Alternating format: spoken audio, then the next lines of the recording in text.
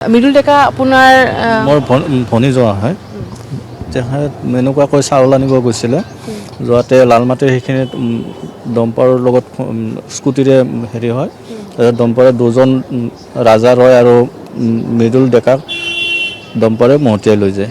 কালি ৰেচনৰ চাউল ল'বলৈ গৈছিল নহয় জানো? ৰেচনৰ চাউল ল'বলৈ গৈছিলে। ৰেচনৰ চাউল লৈ কিনে উভতি আহি থাকোঁতে এই ঘটনাটো হৈছে লালমাটিৰ সেইখিনিত। আৰু ইজন ব্যক্তি ওচৰৰে হয় আপোনালোকৰ? অঁ মোৰ ওচৰৰে হয়, ঘৰৰ ওচৰৰে। আমাৰ এনে অহা যোৱা আছে আৰু লগৰে হয় তেওঁ মৃদুল ডেকাৰ। সেনেকৈ আৰু দুয়ে গৈছিলে, আগে পিছেও এনেকুৱাকৈ যায়, একেলগে লগ হৈ থাকে।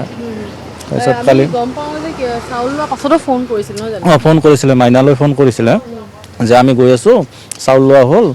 তাৰপিছত আহি থাকোঁতে এনেকুৱাকৈ লালমাটিত এনেকুৱা এটা সংঘটিত হৈ গ'ল। যি আচলতে কালি ডাম্পাৰ যিখন ইমান বেয়াকৈ আহিছিল বা ডাম্পাৰৰ যি দৌৰাত ডাম্পাৰৰ যি ধৰণে চলাচল হয় গুৱাহাটীত, তাৰ বাবে বহু লোক মৃত্যুমুখত পৰিছে। কালিও ডাম্পাৰৰ কাৰণতে মৃত্যুমুখত পৰিছে বা ডাম্পাৰৰ কাৰণে তেখেতসকলৰ লগতে আৰু এখন বেলেগ গাড়ীতো খুন্দা মাৰিছে। কাৰণ তেখেতসকলৰ ড্ৰাইভাৰৰ কোনো হেৰি ভৰসাই নাই।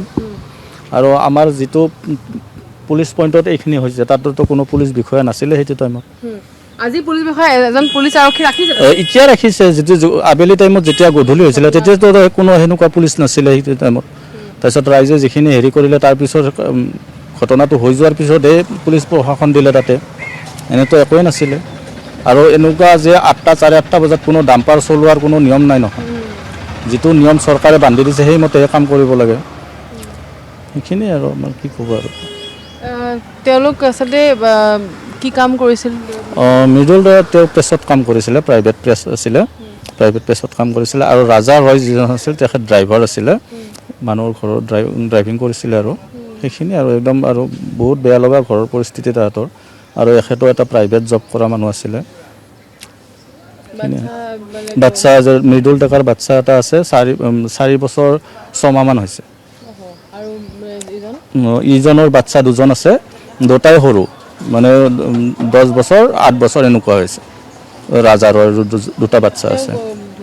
তেওঁ ধুবুৰীৰ হয়, কিন্তু ইয়াতে ভাৰতীয় হিচাপে ইয়াতে বহুত বছৰ থাকিলে, থকাৰ কাৰণে ইয়াৰে বাসিন্দা আৰু। এওঁলোকে এতিয়া মৃদুল ডেকা তেখেতৰ ঘৰ আচলতে কোনডোখৰত? তেওঁৰ ঘৰ এনে তেখেতসকলে থাকে দিছপুৰ সচিবালয় কোৱাৰ্টাৰত থাকে তেখেতসকলে।